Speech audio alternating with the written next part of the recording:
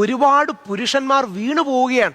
ആ വീണു പോകുന്ന പലരെയും നമ്മൾ അറിയുന്നില്ല. 1-2 സെലിബ്രിറ്റി കേസുകൾ മാത്രമാണ് നമ്മൾ ഡിസ്കസ് ചെയ്യുന്നത്. ഞാനടക്കം 10-16 ദിവസം ജയിലിൽ കിടന്നപ്പം വ്യാജ പരാതികളിൽ പെട്ട്, വീട്ടുകാർ കൊടുത്ത കള്ളപ്പരാതികളിൽ പെട്ട് കിടക്കുന്ന, വർഷങ്ങൾ കിട്ടുന്ന ഒരുപാട് പേരുണ്ട്. അതുകൊണ്ട് നിർബന്ധമായിട്ട് ഒരു പുരുഷ കമ്മീഷൻ വേണം. അത് സ്ത്രീകൾക്കെതിരല്ല. ഞാൻ അതുകൊണ്ടാണ് നമ്മൾ ഇത് സാറിനും കൂടെ തരാൻ. ഇത് പുരുഷ കമ്മീഷൻ ബില്ലാണ്. ബിൽ നമ്പർ 246 നമ്മുടെ നിയമസഭയിൽ 11 മാസമായി ഇരിക്കുന്നതാണ്.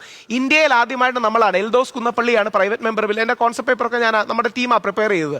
ഇന്ത്യയിൽ ആദ്യമായിട്ട് കേരളമാണ് ഇത് പ്രിപ്പയർ ചെയ്തത്. പക്ഷേ ഇപ്പൊ രാജ്യസഭയിൽ ഡോക്ടർ അശോക് കുമാർ മിത്തൽ ആപ്പിന്റെ MP ഇത് അവതരിപ്പിച്ചു. നമ്മളും കൊണ്ടുവരണം. ഇതൊരു പോസിറ്റീവ് ലെജിസ്ലേഷനാണ്. കാര്യം ആണുങ്ങൾക്കും സപ്പോർട്ട് വേണം. അതുകൊണ്ടാണ് സ്ത്രീകൾക്ക് കിട്ടുന്ന എല്ലാ അവകാശങ്ങളും അതേപോലെ തന്നെ വേണം. സ്ത്രീകൾക്കാണ് മുൻഗണന കൊടുക്കേണ്ടത്, സ്ത്രീകൾക്കാണ് കൂടുതൽ പരിഗണന കൊടുക്കേണ്ടത്. കാര്യം നൂറ്റാണ്ടുകളുടെ ഒരു ചലഞ്ച് അതിനകത്തുണ്ട്. പക്ഷേ അതോടൊപ്പം പുരുഷന്റെ വിഷയവും അഡ്രസ്സ് ചെയ്യപ്പെടണമെന്നുള്ളതാണ്. അതുകൊണ്ടാണ് ഒരൊറ്റ വരി കൂടി വായിക്കാം. ഞാൻ അതുകൊണ്ടാണ് ഇതിനെ നമ്മുടെ സത്യസന്ധത മനസ്സിലാക്കാനാണ് എൻ്റെ ആദ്യ വരി വായിക്കാം കോൺസെപ്റ്റ് പേപ്പറിന്റെ. സ്ത്രീകൾക്കാണോ പുരുഷന്മാർക്കാണോ സമൂഹത്തിൽ കൂടുതൽ ലിംഗാധിഷ്ഠിതമായ പ്രശ്നങ്ങൾ അനുഭവിക്കേണ്ടി വരിക എന്ന് നമ്മൾ ആത്മാർത്ഥമായി ചിന്തിച്ചാൽ അത് സ്ത്രീകൾക്ക് തന്നെയാണ് എന്ന് നിസ്സംശയം പറയാം.